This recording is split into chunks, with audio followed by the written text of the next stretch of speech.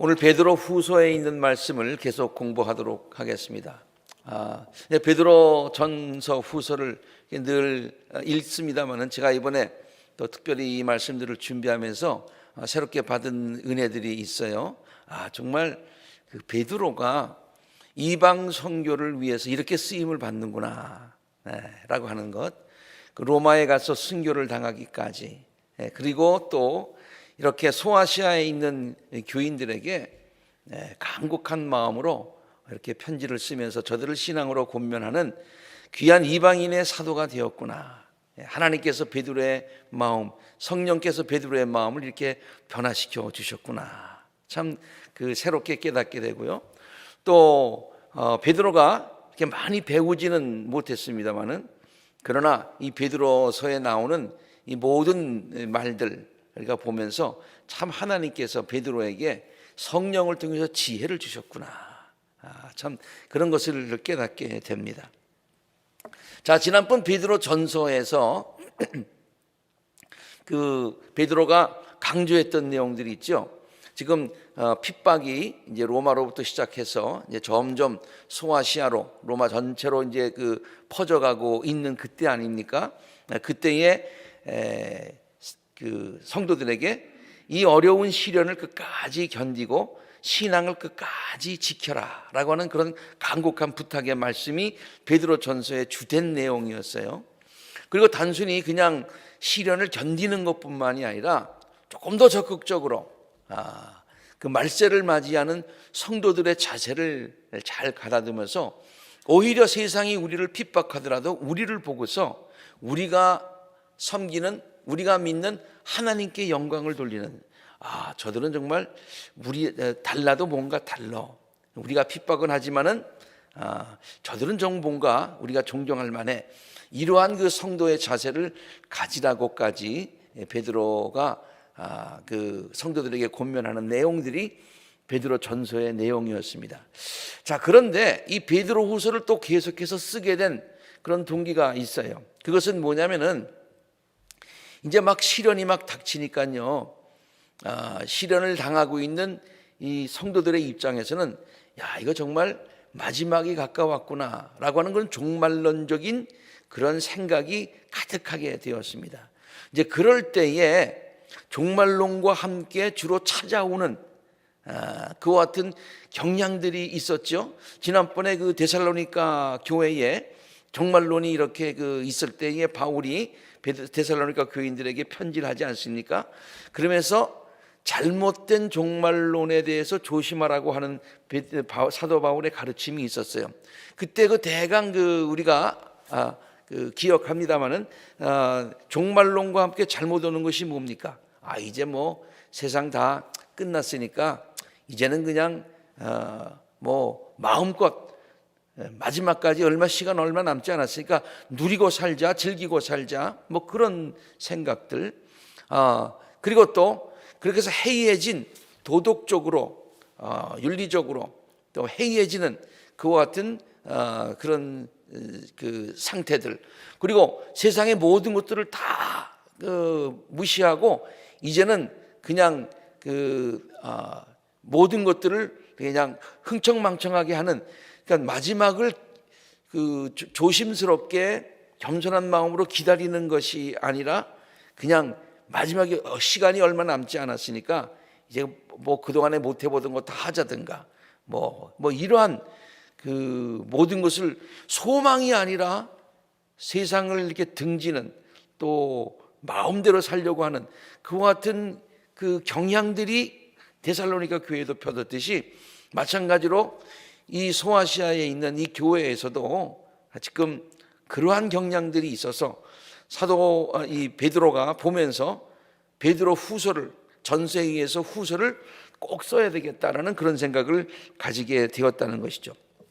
자, 이 베드로서가 쓰여진 그 배경을 잠깐 얘기하면은 앞에서도 마찬가지로 로마에서 기독교인들에 대한 박해가 가장 심할 때예요. 그래서 즉 네로 황제의 말기쯤에, 그리고 베드로가 순교를 당하기 얼마 전에 이 편지를 썼을 것이다 하는 것이죠. 그래서 로마로부터 시작된 기독교인들에 대한 박해는 이제 곧 소아시아에도 곧 임박했다는 위기감이 감돌기 시작을 했고요.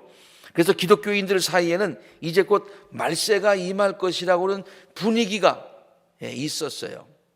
그래서 이 말세가 임한다고 하는 것이 소망도 되고, 왜? 예수님이 오신다니까 소망이 되겠죠.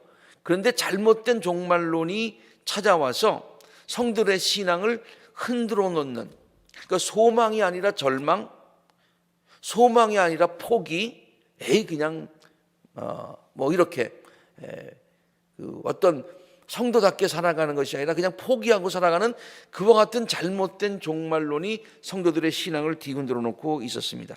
특별히 뭐 우린 이미 구원받았는데 뭐 이미 구원받았어. 그런데 시간은 얼마 안 남았어. 그러니까 우리가 하고 싶은 것들 많이 마음대로 해야 돼.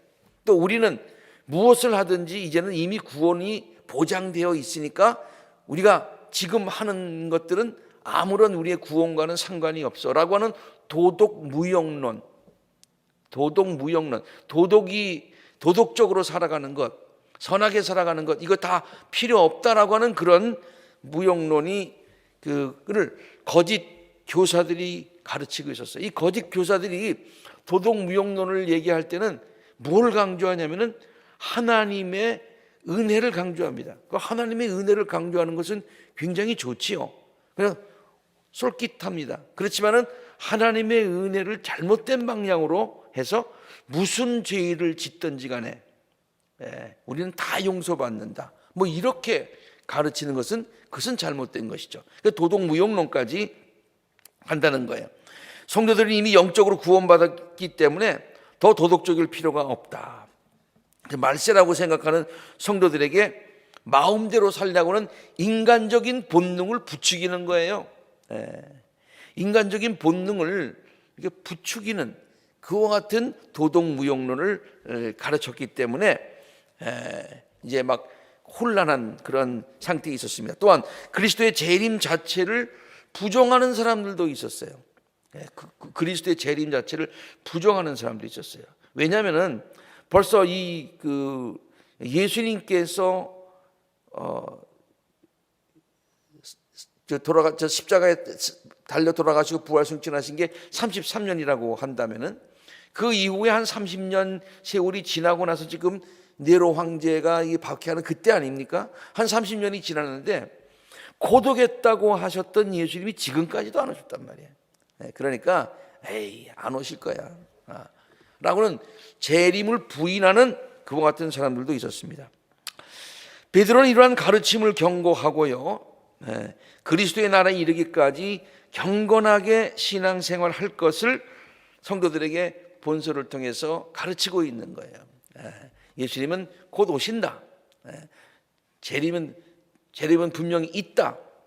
그러나 우리는 올바른 재림의 신앙을 가지고 우리가 신앙생활을 끝까지 해야 된다라고 하는 그 같은 간절한 마음을 담아서 베드로 후서를 쓰게 된 것입니다. 이 편지의 저자가 확실히 베드로인 것을 뭐 나타내주는 증거, 뭐 베드로 후서니까 목사님 당연히 베드로가 썼죠. 근데 그것에 대해서 의문을 제기하는 사람들이 있기 때문에 확실하게 이것은 베드로가 두 번째로 쓴 편지라고 하는 것을 베드로 후서에서 본인은 이렇게 얘기하고 있어요.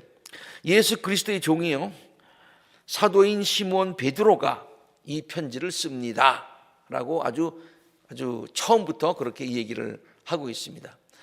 그 다음에 또 3장 1절에 보면은요, 사랑하는 여러분, 나는 여러분에게 이 두 번째 편지를 쓰고 있습니다.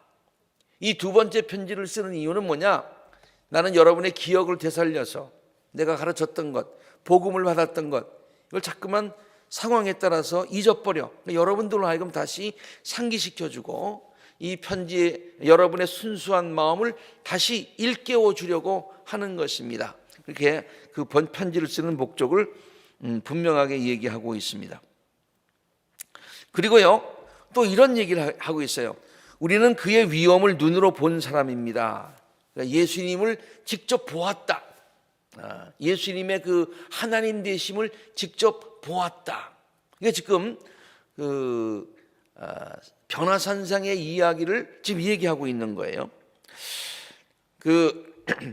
하나님 아버지께서 그의 존귀와 영광을 두실 때에 곧 지극히 영광스러운 분께서, 하나님께서죠, 그에게 말씀하시기를 이 사람은 내가 사랑하는 아들이요 내가 기뻐하는 아들이라 하실 때에, 그때 변화산상의 사건이 있을 때에 우리는 거기에 있었습니다. 그 베드로와 야고보와 요한이잖아요. 그게 우리잖아요. 야고보와 요한이 이 편지를 쓰지는 않았잖아요. 그러니까 베드로가 쓴 거라고 하는 것이 분명한 것이죠. 우리가 그 거룩한 산에서 그분과 함께 있을 때에 이 말소리가 하늘로부터 들려오는 것을 우리는 분명히 들었다. 그 자리에 있었던 나 베드로가 이 편지를 쓴다. 그 산상 사건은 마태복음 17장과 마태, 마가, 누가복음에 다 나옵니다만은 이런 거죠. 예수께서 베드로와 야고보와 그의 동생 요한을 데리고 높은 산에 올라가시죠. 그래서 그의 모습이 변하시죠. 그때 베드로가 예수님께 말하죠. 선생님, 우리가 여기에 있는 곳이 좋습니다. 원하시면 여기에 초막셋을 지어서 하나는 선생님을, 하나는 모세를, 하나는 엘리야를 모시도록 하겠습니다. 근데 이 산상수훈에서 그냥 대표적으로 말하는 제자가 이 세 제자 중에서 베드로밖에 없어요. 그래서 베드로가 아주 대표적으로 이 산상수훈의 목격자다. 그 목격했던 바로 내가 이 편지를 너에게 쓴다. 그런 말이 되겠어요. 그리고 이 편지는요, 우리가 지금 그 편지가 쓰여진 시기적으로 보아서 네로 황제 때의 말기에 점점 박해가 심해져 갈 때에, 그때에 소아시아에 있는 교회들에게 이 편지를 썼다라고 하는 것은 베드로의 마지막 편지라고 해요. 베드로의 유언과 같은 간절한 권면이에요. 그러니까 베드로가 순교 당하기 전에 마지막에 쓴 유언과 같은 그런 권면의 말씀이다. 베드로후서 1장 13절에서 15절에 이런 말씀이 있습니다. 나는 이 육신의 장막에 사는 동안 여러분의 기억을 일깨워서 분발하게 하는 것이 좋다고 생각합니다. 우리 주 예수 그리스도께서 나에게 보여주신 대로 내가 육신의 장막을 벗을 때가 얼마 남지 않는 것을 알고 있기 때문입니다. 예수님께서 뭐라고 말씀하셨나요? 요한복음 21장 18절과 19절에 우리가 기억하고 있습니다만은 그 장면이 있잖아요. 예수님께서 네가 나를 사랑하느냐 3번 물으시고, 그 다음에 베드로가 내가 주를 사랑하는지 당신께서 아십니다라고 고백하는 그때에 예수님이 베드로에게 뭐라고 말씀을 하셨나요? 내가 진정으로 네게 말한다. 내가 젊어서는 스스로 띠를 띠고 내가 가고 싶은 곳으로 다녔지만은 내가 늙어서는 남들이 네 팔을 벌리고 너를 묶어서 내가 바라지 않는 곳으로 너를 끌고 갈 것이다. 너를 묶어서 바라지 않는 곳으로 끌고 간다고 하는 것은, 이 말은 뭡니까? 예수께서 이렇게 말씀하신 것은 베드로가 어떤 죽음으로 하나님께 영광을 돌린 것인가를 암시하신 것이다 라고 요한복음 마지막 장에 기록을 하고 있어요. 그러니까 지금 베드로가 이 생각을 하는 겁니다. 예수님께서 그렇게 나에게 말씀하셨는데 바로 이때가 바로 가까웠구나 라고 베드로가 그냥 감지를 한 거예요. 그래서 이렇게 얘기하는 겁니다. 주 예수 그리스도께서 나에게 보여주신 대로 내가 육신의 장막을 벗을 때가 멀지 않음을 알고 있기 때문입니다. 이제 마지막이니까 내가 마지막으로 유언하듯이 여러분들에게 꼭 이 말은 전하고 내가 가겠습니다. 그런 뜻이죠. 내가 세상을 떠난 뒤에도 언제든지 여러분이 이런 일들을 기억할 수 있게 하려고 힘을 쓰고 있습니다. 그러니까 내가 세상을 떠난 뒤에도 시련은 계속될 텐데, 그때 시련이 계속될 때에 여러분이 내 말씀을 기억하고, 그리고 또 계속해서 잘못된 종말론이 막 있을 텐데, 그때마다 나 베드로가 여러분에게 유언처럼 얘기한 이 얘기를 꼭 기억하십시오 라는 그런 뜻이 되겠죠. 자, 거짓 교사들을 통한 질책과 경고를 하고 있습니다. 거짓 교사들의 잘못된 가르침들이 있었어요. 그것은 뭐냐면은 성경을 마음대로 해석하는 거예요. 이것은 오늘날도 마찬가지입니다. 거짓 교사들이요, 성경을 임의적으로 마음대로 해석을 해요. 그래서 하나님의 뜻을 제대로 전하는 것이 아니라 자기의 어떠한 목적하에서 성경을 마음대로 한다 이 말이에요. 그래서 우스갯말로 그런 걸 뭐라고 그럽니까?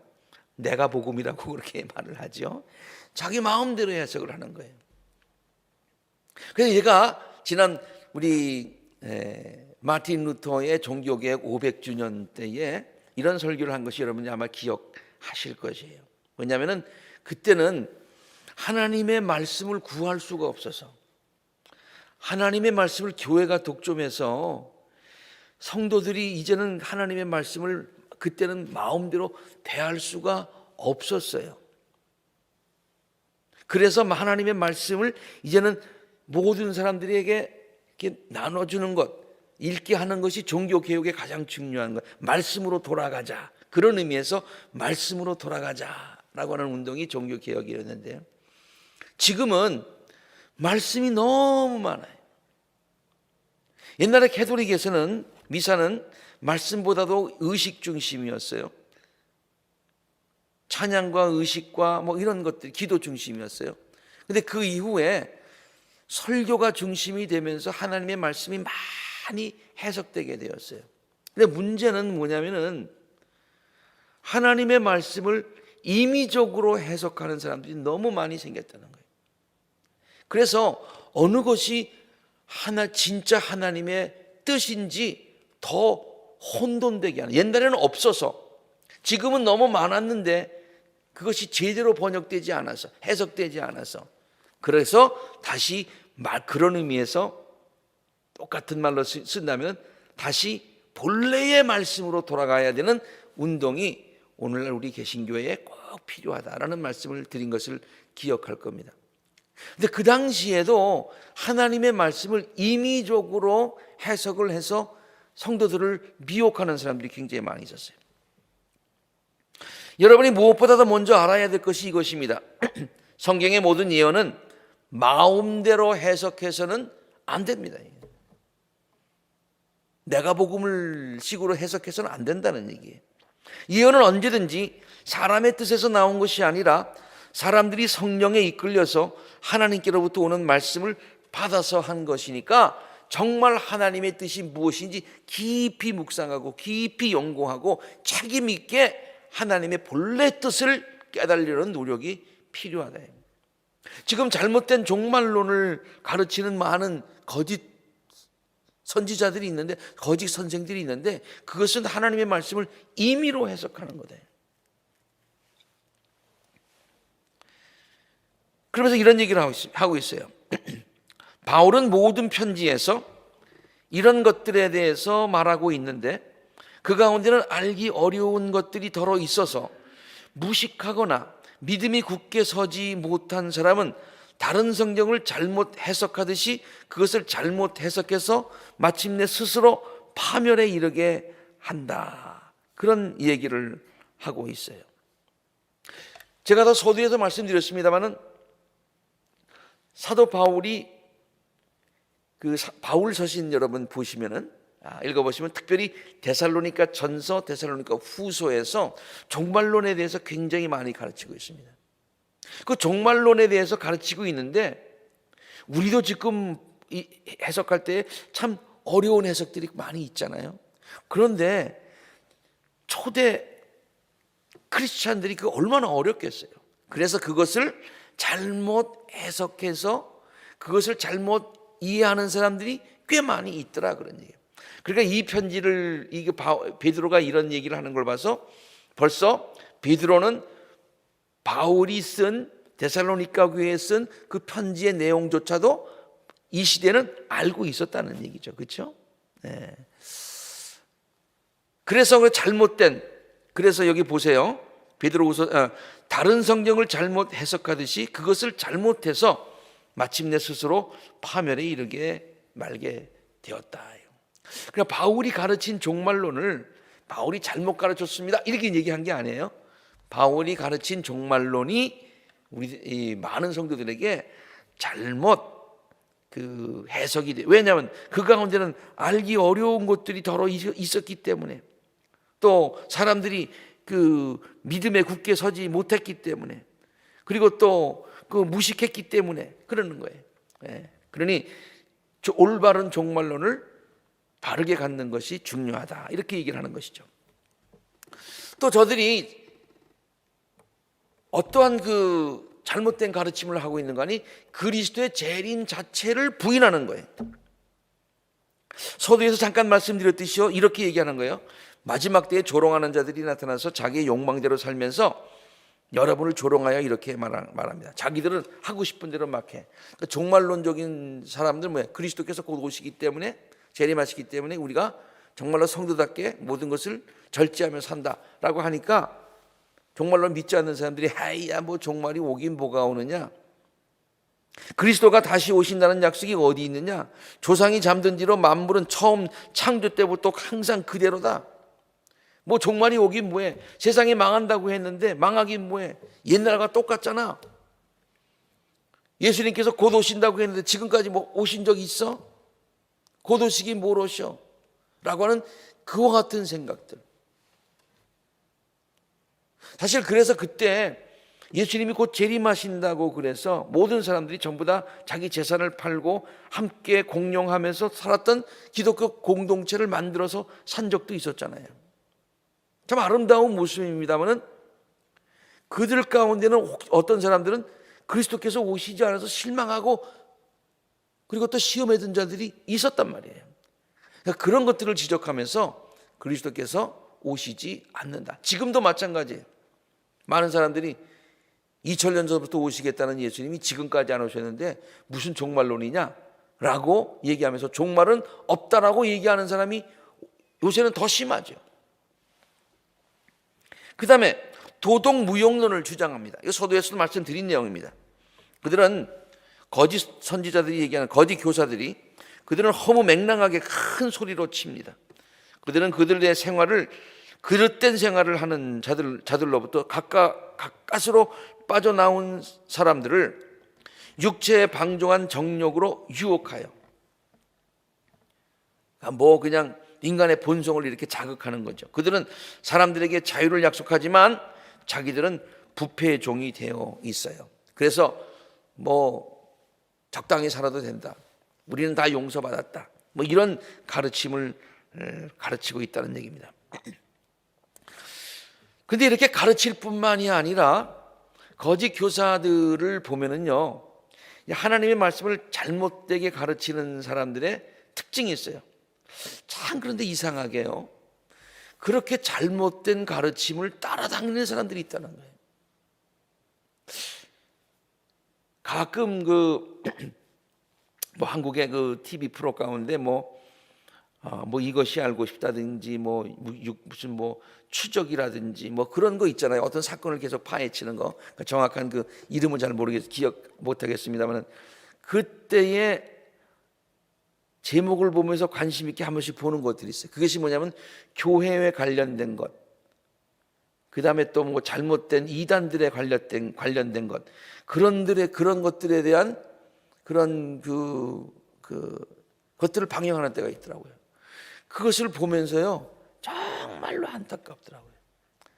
목사로서 그것을 보면서 너무 안타깝더라고요. 어떻게 저런 일이 있을 수가 있을까? 어떻게 저렇게 나쁜 사람이 있을 수가 있을까? 아니, 그런데 어떻게 저 사람들이 하는 얘기를 따라가는 사람들이 있을까? 왜? 저 사람들의 행위를 보면 분명히 알 텐데, 그 열매를 보면은 알 텐데 왜 그걸 알아차리지 못할까라는 안타까움을 가질 때가 많이 있어요.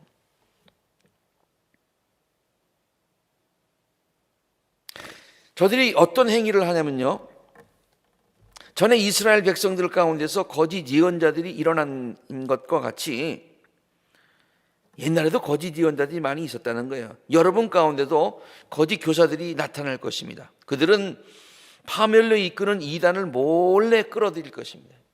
공개적으로 자기가 이단이라고 안 그래요. 살짝 끌어들이는 거예요. 그래서 그들은 자기들을 값주고 사신 주님을 부인해요. 맨 처음에 주님을 전하는 것 같지만 주님 자리에 자기가 앉는 거예요. 자기들이 받을 파멸을 재촉할 것입니다.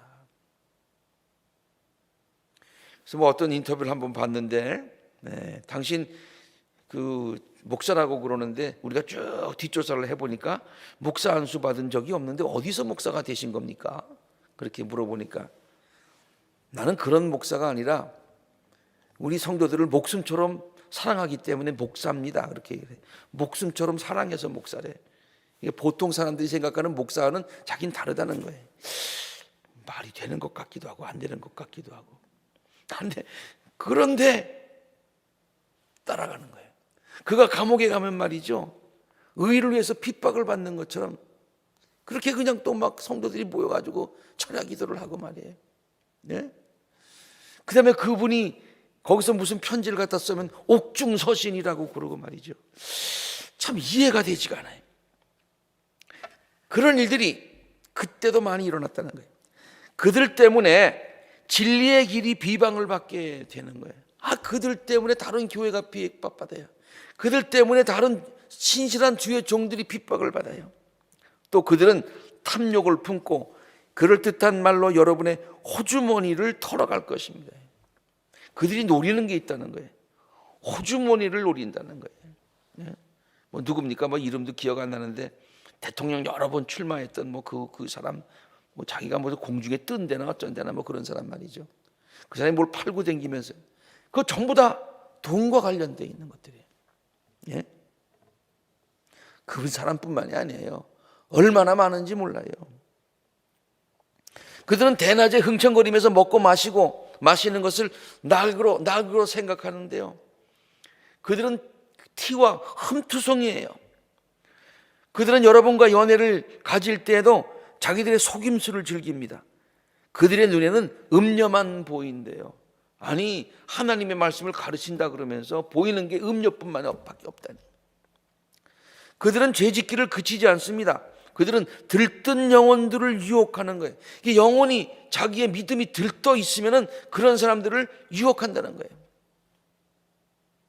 그들의 마음은 탐욕을 채우는 데 익숙합니다. 그들은 저주의 자식들입니다.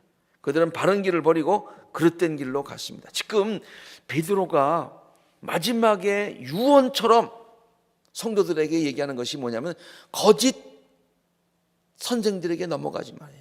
거짓 선지자들에게 넘어가지 말아라. 그들은 적그리스도다. 그리스도를 전하는 것 같지만 적그리스도들이다.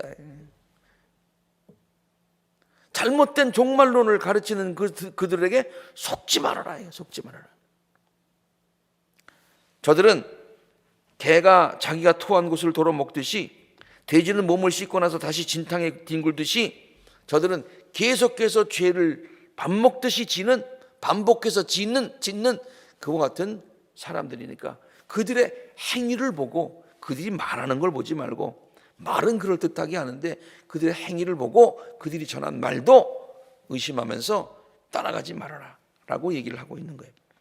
그들에 대한 하나님의 심판, 이제 베드로는 그들에 대한 하나님의 심판을 굉장히 무섭게 이렇게 증거하고 있어요. 그들은 자기들을 값주고 사신 주님을 부인하고 자기들이 받을 파멸을 재촉한다. 그들에게 파멸이 빨리 올 것이다, 그런 얘기죠. 하나님께서는 이미 오래전에 그들에게 심판을 내리셨습니다. 저들은 지금 뭐 떵떵거리고 잘 살고 갖고 뭐 사기를 쳐서 뭐 잘하는 것 같지만은 실제로 그들은 이미 심판을 받았다, 그런 얘기예요. 하나님께서는 죄를 지은 천사들을 악고하지 않으시고 지옥에 던지셔서 그들을 사슬에 묶고 심판할 때까지 어둠 속에 있게 하십니다. 지옥에 던질 것이다. 그 다음에 또 그들이 멸망을 당할 것이다. 자기들이 저지른 불의의 값으로 해를 당하게 된다. 저지른 불의의 값을 반드시 저들은 받게 돼 있다, 그런 얘기예요. 왜? 순수한 성도들을 속였으니까. 이 사람들은 물 없는 샘이요 폭풍에 밀려가는 안개입니다. 그들에게는 캄캄한 어둠이 마련되어 있습니다. 물 없는 샘이다. 자기가 샘이래. 샘에서 그냥 최고로 그냥 뭐 건강수가 나오는데 그렇게 광고를 하고 다니면서 실제로 파보면은 물이 한 방울도 나오지 않는 그런 마른 샘이다. 그런 얘기예요. 이러한 거짓된 종말론과 관계된 그것을 가르치는, 그래서 마지막에 정말로 불안해하는 성도들을 꼬여서 주머니를 다 털어가는 그와 같은 거짓 선지자들을 삼가면서 그리스도의 날에 이르기까지 경건하게 살아야, 이것이 바로 종말론을 바르게 사는 성도들의 태도다. 그래서 경건한 삶에 대한 명령을 하고 있습니다. 이것은 베드로 전서 그 바로 전장에도 시련이 닥치더라도 경건한 그리스도의 삶을 살아서 세상 사람들에게, 너희를 핍박하는 세상 사람들에게 빛과 소금의 역할을 해라, 그렇게 얘기하는 것과 같은 맥락이에요. 종말론이라고 해가지고 막 살지 말고 오히려 그때일수록 더 경건하게 살아라, 그러는 거죠. 여러분은 열심을 더하세요. 믿음의 덕을 더하세요. 덕의 지식을 더하세요. 지식의 절제를 더하세요. 절제의 인내를 더하세요. 인내의 경건을 더하세요. 경건의 상호 우애를 더하세요. 상호 우애의 사랑을 더하세요. 참 아주 그냥 완벽한 그러한 권면이죠.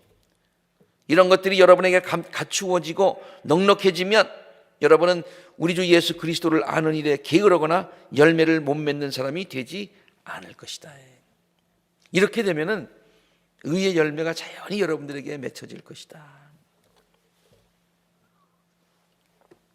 형제자매 여러분, 더욱더 힘써서 여러분이 부르심을 받은 것과 택하심을 받은 것을 굳세게 하십시오. 그러면 여러분이 넘어지지 않을 것입니다. 이렇게 모든 것이 녹아버릴 터인데 여러분은 어떠한 사람이 되어야 하겠습니까?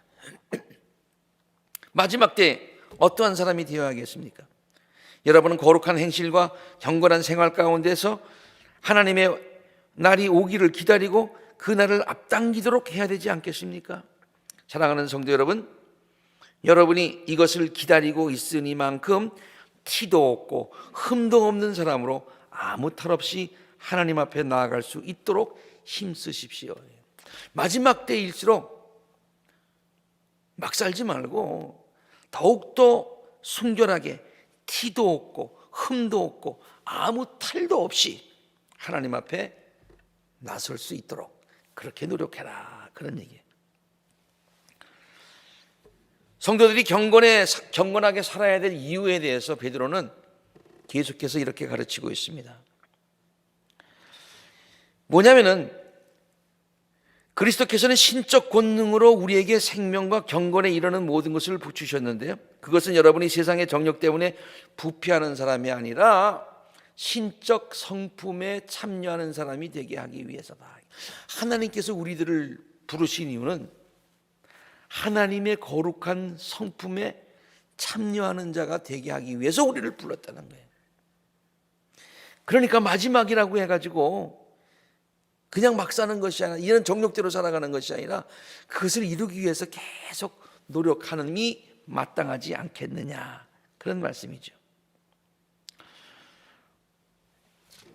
또한 여러분은 우리의 주님이시며 구주 예수 그리스도의 영원한 나라에 들어갈 자격을 충분히 갖추게 될 것입니다.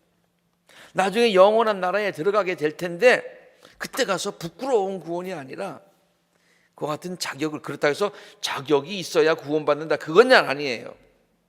하나님이 우리를 부르셨으니까 그래도 성도답게 부끄럽지 않게 구원의 자리에 임하여야 되지 않겠느냐, 그런 말씀이 되겠죠. 그리스도의 재림을 부인하는 자들에게 그 가르쳐주는 가르침이 있습니다. 우리가 여러분에게 우리 주 예수 그리스도의 권능과 재림을 알려드리는 것은 교모하게 꾸민 신화를 따라서 한 것이 아닙니다. 그러니까 재림이라고 하는 것은 만들어낸 얘기가 아니다, 그런 얘기예요. 분명히 있는 얘기다. 예수님께서 약속하신 얘기다. 우리가 만들어낸 얘기가 절대로 아니다, 그런 얘기죠. 그러면서 아까도 인용했듯이 바울이 데살로니가 교회의 교인들에게 종말론에 대해서 얘기를 할 때에 좀 어려운 말로 얘기를 해서 이해 못한 것들이 굉장히 많이 있어요. 오랜 세월이 지났는데, 아니 30년이 지났는데 곧 오신다고 하는 예수님의 말씀이 뭐가 곧이냐 라고 하는 거예요.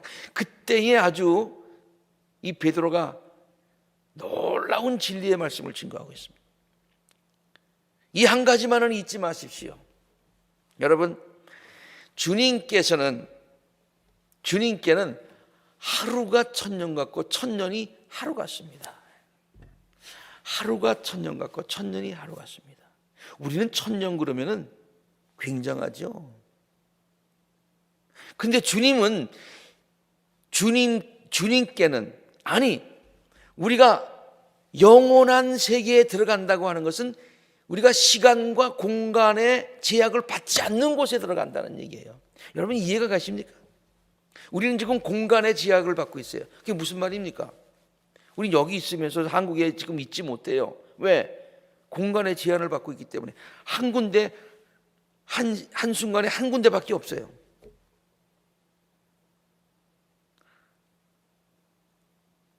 그런데 그리고 시간의 제한을 받고 있어요. 우리는 1년, 2년, 3년, 4년 하다가 한 생을 마치게 돼요. 그렇잖아요. 과거가 있고 현재가 있고 미래가 있어요. 하루 전이 다르고 1년 전이 다르고 100년 전이 다르고 1000년 전이 분명히 달라요. 그리고 그 하루 1년을 기다리는 것이 어떤 때는 빨리 가기도 하고 지루하기도 하고 길게 느껴지기도 그래요. 그러나 공간과 시간을 초월한다고 하는 얘기는 그 모든 것들을 초월했다는 얘기예요. 그래서 공간의 개념이 없어지는 거예요. 공간의 개념이.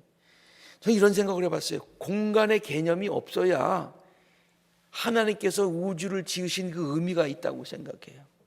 만약에 공간의 제한을 받고 있는 우리가 우주를 이해하려고 그러면 이해가 안 되는 거예요. 안 되는 거예요. 그렇지 않습니까? 시간적인 그 제한을 넘어서지 않으면 우리가 하나님께서 만드신 그 우주와 영원한 세계를 이해할 수가 없어요.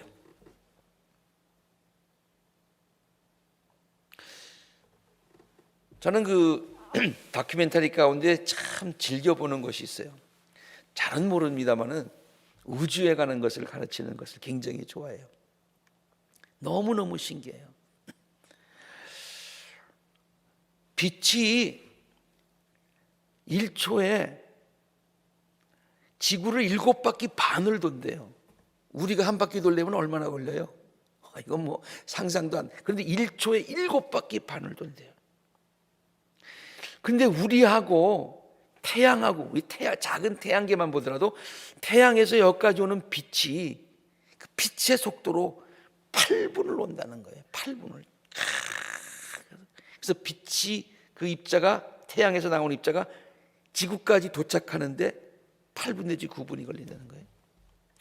수금지와 목도 천해명 해가지고 태양을 중심으로 저기 명왕성까지 있는데요. 우리 지구에서 거기까지 가려고 그러면 빛의 속도로 84분을 가는 거예요. 80. 1시간 20분을 빛의 속도로 가야 되는. 여러분 상상이 가십니까? 얼마나 가야 되는 거예요?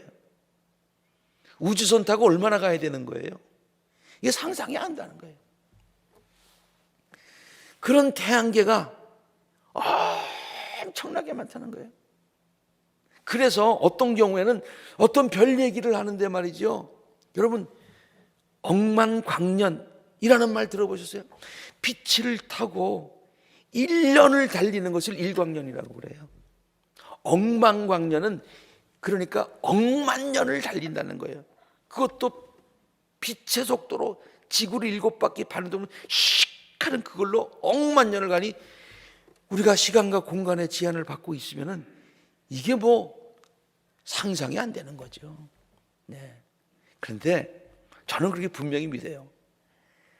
천년이 하루 같고 하루가 천년 같다고 얘기를 하신 것으로 봐서 우리가 영원한 세계에 하나님의 나라에 들어가면은요, 우리는 공간의 제한을 받지 않고 시간의 제한을 받지 않는 또 다른 세계에 임하게 되는 거예요. 또 다른 세계에 임하게. 그러니까 우리가 그렇게 또 다른 세계에 계신 하나님 주님께서 곧 오신다고 하는 그 재림의 그 순간이 우리가 공간과 시간의 제한을 받고 있는 우리의 생각 가지고 왜 30년이 됐는데도 안 오느냐, 왜 1000년이 됐는데도 안 오느냐, 그렇게 생각하면 안 된다, 그런 얘기죠. 그러니까 우리의 생각만 가지고, 좁은 생각만 가지고 하나님의 시간과 하나님의 세계를 평가해서는 안 되고, 그래서 하나님의 말이 틀렸다, 옳았다 라고 얘기해서는 절대로 안 된다고. 어떻게 베드로가 이런 생각을 했는지 모르겠어요. 어떤 이들은 생각하는 것과 같이 주께서는 약속을 더디 지키시는 것이 아닙니다. 도리어 우리를 위해서 오래 참으시는 것입니다. 그분은 아무도 멸망하지 않고 모두 회개하는 데 이르기를 바라십니다. 그러나 주님의 날은 도둑같이 올 것입니다. 그날에 하늘은 요란한 소리를 내면서 사라지고 원소들은 불에 녹아버리고 땅과 그 안에 있는 모든 것들은 드러나게 될 것입니다. 자, 그러니까 우리의 생각만 가지고 종말을 생각하지 말자. 하나님의 시간을 생각하지 말자. 자, 그 다음에 이제 마지막 권면입니다. 성도들을 향한 권면하는 결론적이면서 마지막 권면을 이렇게 하고 있어요. 그럼 여러분, 어떤 사람이 되어야 되겠습니까? 나는 이제 죽음을 얼마 이제 안 돼서 앞둔 사람으로서 여러분에게 마지막으로 권면하는데, 여러분 어떤 성도가 되어야 되겠습니까? 이렇게 얘기하고 있습니다. 여러분은 거룩한 행실과 경건한 삶 속에서 하나님의 날이 오기를 기다리고 그 날을 앞당기도록 하여야 하지 않겠습니까? 오히려 그 날을 사모하는 성도가 되어야 되지 않겠습니까? 그런 얘기죠. 우리는 주님의 약속을 따라 정의가 깃들어 있는 새 하늘과 새 땅을 기다리고 있습니다. 우리가 소망이 있지 않습니까? 새 하늘과 새 땅. 사랑하는 여러분, 여러분이 이것을 기다리고 있으니 티도 없고 흠도 없는 사람으로 아무 탈이 없이 하나님 앞에 나타날 수 있도록 힘쓰십시오. 우리가 하나님 앞에 설 때에 흠 없고 티 없는 그런 성도가 되어야 되지 않겠습니까? 잘못된 종말론 때문에 이 세상을 그냥 막 사는 것이 아니고 그 종말을 기다리면서 사모하면서 성실한 태도로 슬기로운 다섯 처녀와 같이 기름을 준비하며 살아야 되는 것이 우리 성도들의 마땅한 본분이 아니겠느냐. 바울은 이 모든 편지에서 이런 것들을 다 말하고 있는데 그 가운데 알기 어려운 것들, 그래서 잘못 해석하는 것들이 있지만은 불의한 자들의 유혹에 휩쓸려서 자기의 확신을 잃는 일이 없도록 하십시오. 그리고 우리의 주님이시며 구주이신 그리스도 예수에 대한 지식과 그의 은혜 아래서 계속해서 자라가십시오. 시련이 있다고 모든 것이 종말이라고 그냥 모든 것이 끝났다고 생각하지 말고, 그래서 본능을 자극해서 마음대로 사는 것이 아니라 끝까지 성실한 모습으로 그리스도의 분량에 이르기까지 자라가라.